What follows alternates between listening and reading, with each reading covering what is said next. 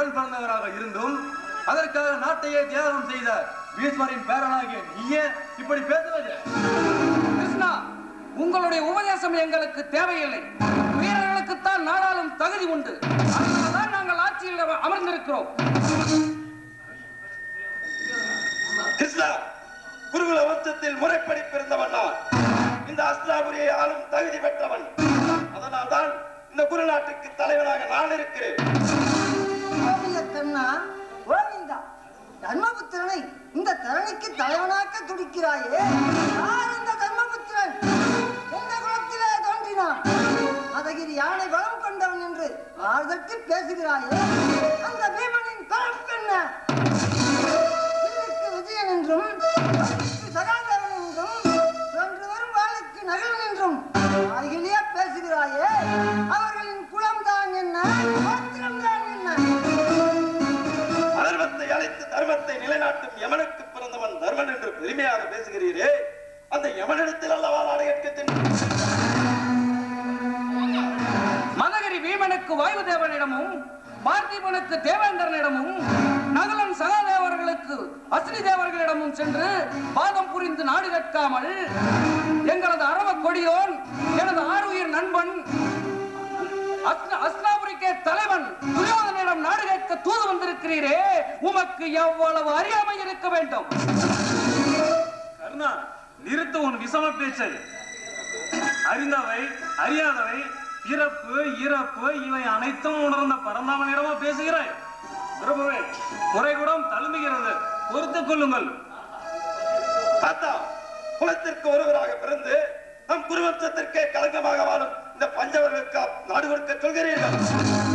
அன்னியை தாயிட வணங்கும் இந்த பூமியில் ஐவரும் ஒருவரை பெண்டாலும் இந்த அக்கிரமக்காரர்களுக்கு அடிபணித்து வாழச் சொல்கிறீர்கள். துரியோதனா, வேண்டாம் இந்த விபரீத பேச்சு. ஒருவரின் பிறப்பை பழித்து பேசுவது அறிவுடைமை ஆகாது. துரியோதனா, உனக்கு தெரியாது, உன் தந்தை பேருக்குத்தான் அரசன். ஆனா உன் சித்தப்பா பாண்டுதான் நிர்வாகம் அனைத்தையும் கவனித்து வந்தார். நமது எதிரிகள் அனைவரையும் அழித்து ஒழித்து சிறிய நாட்டை விரிவடை செய்தார். அப்படிப்பட்ட பாண்டுவின் குமாரர்களுக்கு பாதி நாடு கொடுப்பது உன் கடமை அல்லவா? பாண்டு சித்தப்பாவின் வீரத்தாலும் வெற்றி முழக்கத்தாலும் தான் இந்த அஸ்தினாபுரி சாம்ராஜ்யம் விரிவடைந்து வந்தது என்பதை என்னால் மறுக்க முடியாது. அவரின் உழைப்பால் உயர்ந்ததுதான் இந்த மாட மாளிகை என்பதை நான் அறிவேன். ஆனால் என் சித்தப்பா பாண்டு ரோகிணி முனிவரின் சாபத்தால் புத்திர வாக்கியத்தை இழந்து விட்டார். வாரிசு இல்லாத காரணத்தால் சட்டப்படி சேர வேண்டிய அரசு எனக்குத்தானே சொந்தம். சட்டப்படி பார்த்தாலும் சான்றோர் வகுத்த அரசியல் நீதிப்படி பார்த்தாலும் குருகுலத்தின் மூத்த குடிமகன் திருதராஷ்டிர மாமன்னரின் தவப்புதல்வன் துரியோதனன் தான் இந்த அஸ்தினாபுரத்து சாம்ராஜ்யத்திற்கு சக்கரவர்த்தி. அண்ணா, பார்ப்புகளும் இந்த பரதகுல வம்சத்திற்கு ஒருவன் தான் தலைவனாக இருக்க முடியும். அதுவும் என் நண்பனாகத்தான் இருக்க முடியும்.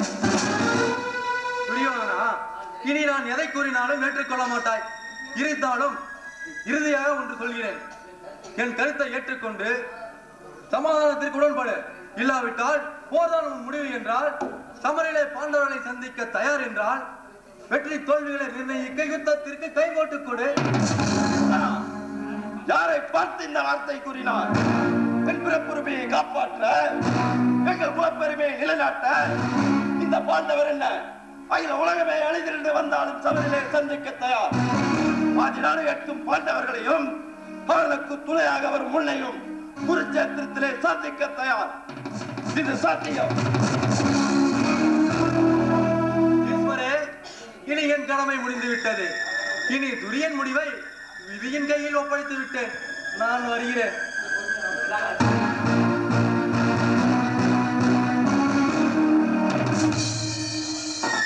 பிதாமகரே, தூதுவனாக வந்த கிருஷ்ணன் எவ்வளவு துடுக்குத்தனமாக பேசிவிட்டு போகிறான் பார்த்தீரா? துரியோதனன் முடிவை விதியின் கையில் ஒப்படைக்கிறானா? எவ்வளவு அகங்கார பேச்சு! விதியை பற்றி வியாக்கியானம் பேசுகிறான் கண்ணன். விதி ஒருவனுக்கு மட்டும் சொந்தமல்ல, விதியை வகுத்தவனுக்கும் சொந்தம் என்பது இந்த இடைகள சிறுவனுக்கு தெரியவில்லை போலும். விதியை மதியால் மட்டுமல்ல, மாபெரும் வீரத்தாலும் மாற்றிவிட முடியும் ஏமாற்றி பயமுறுத்தி நாடு கேட்கிறார். போரை கண்டு பயப்படும் கூட்டமல்ல எங்கள் கௌரவர்கள். போரிலே பெருக்கெடுத்து ஓடும் குருதியிலே குளித்திடும் மனத்தினம் படைத்தவர்கள் நாங்கள். கௌரவர்கள் இதை மறந்துவிட்டு பேசுகிறார்கள். கண்ணன் நம்மையும் அறிவான், நம் கூட இருந்தே காட்டிக் கொடுக்கும் வீரன் போன்ற துரோகியையும் நன்கு அறிவான். வார்த்தைகளை வீணாக இறைக்க வேண்டாம். பங்கு கேட்பது பாண்டவர்களின் உரிமை. அதை கொடுப்பதும் மறுப்பதும் உனது கடமை. அப்படி இருக்க எங்களை போன்ற பெரியவர்களை நிந்திப்பதால் உனக்கு பாதகம்தான் ஏற்படும். சித்தப்பாவின் திட்டமும் செய்கையின் சித்தத்தையே சிதறடிக்கிறது. குலத்தையே நாசமாக்கும் கோலாரி காம்பு போல் உடனிருந்தே துரோகம் செய்கிறார். இந்த வீட்டுக்கே இரண்டகம் செய்யும் இவர் போன்ற துரோகிகளை நான் எப்படி நம்புவது? துரியோதனா, வேண்டாம் இந்த விபரீத பேச்சு. என் சுகபக்தங்களை எல்லாம் துறந்து உங்கள் குடும்ப நலனுக்காக பாடுபட்ட என்னை பார்த்தா நயவஞ்சகன் என்று கூறுகிறார். வேண்டாம் வேண்டாம் இந்த விபரீத பேச்சு. இதை நான் மட்டும் கூறவில்லை சித்தப்பா, இந்த நாடே கூறுகிறது. நம் பகைவனின் தூதுவராக வந்த கிருஷ்ணனை வாழ்த்தியபடி வரவேற்றாயே, அந்த காட்சியை கண்டு இந்த உலகமே வியக்கிறது. கண்ணனுக்கு அறுசுவை அமல் படைத்தது மட்டுமில்லாமல் பங்கு கேட்க வழிவகுத்து கொடுத்தாயே, அந்த இரு செயலை பார்த்து அரசியல் தலைவர்கள் எல்லாம் காரி துப்புகிறார்கள். வீணாக என் ஆத்திரத்தை கிளப்பாதே. கண்ணன் என் நண்பன். என் எல்லாம் நாடி வந்த அவனை வரவேற்பதும் அமுது கொடுத்து உபசரிப்பதும் எனது கடமை. அதை பற்றி விமர்சனம் செய்ய உனக்கு உரிமை இல்லை. ஆமாம் ஆமாம், குலத்தளவே ஆகமாம் குணம் என்ற அன்றொரு வாக்கு ஒரு காலம் வைக்காது. விதுரன் சந்தன வம்சத்தில் பிறந்திருந்தாலும் கேவலம் பொருளுக்கு விலை போகும் தேசியின் மகன் தானே. அதனால் பாதை மாறி போகிறான். இந்த வார்த்தையெல்லாம் கூறிவிட்டாய். குருவம்ச தலைக்கவே என் தாய் தன் பெண்மையே தியாகம் செய்து என்னை ஈன்ற என் தாயா வேசி என்கிறாய். துரியோதனா, அரக்க குணம் படைத்த அறவக்கூடியவனே, என் தாயை பழித்த உன் வாயை உன் நாவை அறுத்து எறிவேன். என் பிறப்பை பழித்த உன் வாயை கிழித்து எறிவேன். ஆனால் மகனை கொன்ற மாவி என்று சரித்திரம் பேசிவிடுமே என்று நான் சிறிது தயங்குகிறேன். அன்று பாண்டவன் செய்த சபதத்திற்கு பங்கம் ஏற்பட்டு விடுமே என்றுதான் சிறிது தயங்குகிறேன். பீமன் கதையால் நீயே வீழ்ந்து மாளவும் உன் நெஞ்சை பிளந்து அதிலிருந்து குதிந்து ஓடும் குருதியை எண்ணெயாக தேய்த்து அவள் உனது படுவெலும்பால் தலையை சீவி என் கூந்தலை முடிப்பேன் என்று கண்ணன் மீது ஆணையிட்டு பாஞ்சாலி செய்த சபதத்திற்காக மாசு ஏற்பட்டு விடக்கூடாது என்பதற்காக உன்னை உயிரோடு விடுகிறேன். திருமதி படைத்தவனே, இனி ஒருபோதும் உனக்காக நான் போர்க்களம் புக மாட்டேன். வெல்ல முடியாத இந்த விஷ்ணுவேலவை உனக்காக பயன்படுத்த மாட்டேன்.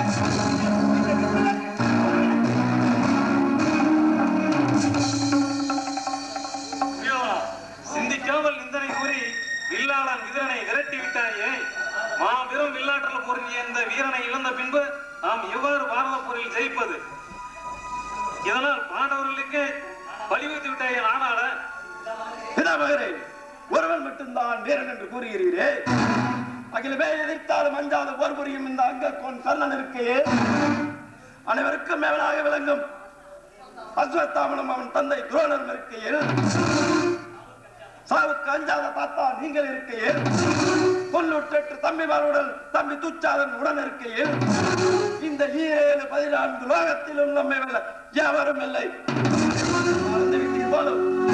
அன்பா துரியோதனா, நான் உன் உடன் இருக்கையில், அந்த அர்ஜுனனை கொல்ல நாகாஸ்திரம் என் கையில் இருக்கையில், அந்த பாண்டவர்களை காப்பாற்ற அந்த மாயவனே வந்தாலும் தடுக்க முடியாது. போதும் தற்கொருமை கண்ணா. அர்ஜுனன் பாசுபதம் பெற்றவன். அவன் அந்த சிவபெருமானையும் பலராமனையுமே வென்றவன். அப்படிப்பட்ட அர்ஜுனனிடம் உன் ஜம்பம் பலிக்காது. பீஷ்மரே, பாரத போர் நடக்கத்தான் போகிறது. பர்க்குணன் என் பாடத்துக்கு இரையாகத்தான் போகிற போது அதை நீங்களும் பார்க்கத்தான் போகிறீர்கள். முனிவர் பெருமானே, காலங்காத்தால கன்னத்தில் கை வைத்துக்கொண்டு கவலையோடு உட்கார்ந்திருக்கிறேன். இந்த துரியோதனின் தாழ்மையான வழக்கம். துரியோதனா, உன்னை பற்றி தான் சிந்தித்துக் கொண்டிருந்தேன். நீயே வந்து விட்டாய். சந்ததி வம்சம் சந்ததி இல்லாமல் அழிந்துவிடக் கூடாது என்பதற்காக நீங்கள் பட்ட துயரங்கள் கொஞ்சம் நஞ்சமல்ல. அடைந்த துன்பங்களை ஏட்டிலே எழுத முடியாது. அப்படி இருக்கும் பொழுது துரியோதனனை பற்றியும் அவன் வெற்றியை பற்றியும் தாங்கள் சிந்திப்பது நியாயம்தானே? உண்மைதான் சகோதரி.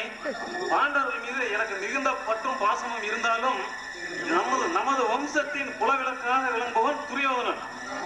அதனால்தான் பாரத போரில் மாபெரும் வெற்றி பெற நான் ஒரு திட்டம் வகுத்துக் கொண்டு இருக்கின்றேன். யுத்தத்திற்கு வேண்டிய எல்லா ஏற்பாடுகளையும் பாண்டவர்கள் செய்து விட்டார்கள். அவர்களுக்கு பக்கத்துணையாக அல்லும் மகனும் உழைத்து வருகிறான் கிருஷ்ணன். நாமும் போருக்கு தயாராக வேண்டாமா? துரியோதனா, அந்த பாண்டவர்களை பற்றியோ அவருக்கு துணையாக ஒரு மாயவனை பற்றியோ எனக்கு சிறிதும் கலக்கம் இல்லை. ஆனால் அந்த அர்ஜுனனின் மகன் அரவான் இருக்கின்றானே, அவனை நினைத்துத்தான் நான் சிறிது கலக்கம் அடைகின்றேன். அவன் வீரத்தை இந்த உலகமே அறியும். அது மட்டுமல்ல, அந்த அரவ பாலகன் நமக்கு எதிராக போருக்கு வரத்தான் போகிறான். அவன் போர்களும் வர விடக்கூடாது. அதற்காக தான் நான் அருமையான ஒரு திட்டம் வகுத்து வைத்திருக்கின்றேன். அது மட்டும் நடந்தேறிவிட்டால் வெற்றிக்கு நம் காலடியில் வந்து விழும். தாத்தா, திட்டத்தை சொல்லுங்கள், வெற்றியுடன் முடித்து வருகிறேன். துரியோதனா, யுத்தம் தொடங்குவதற்கு முன்பாக சாமுந்திரிகா லட்சணம் பொருந்திய ஒரு மாபெரும் வீரனை துர்காதேவிக்கு பலியிட வேண்டும். அந்த பலிக்கு தகுதியுடையவர் அந்த அரவான் தான். வீரியமான சிந்தனை, வேடிக்கையான திட்டம். தாத்தா, போகாத ஊருக்கு தடம் தடுகிறார்.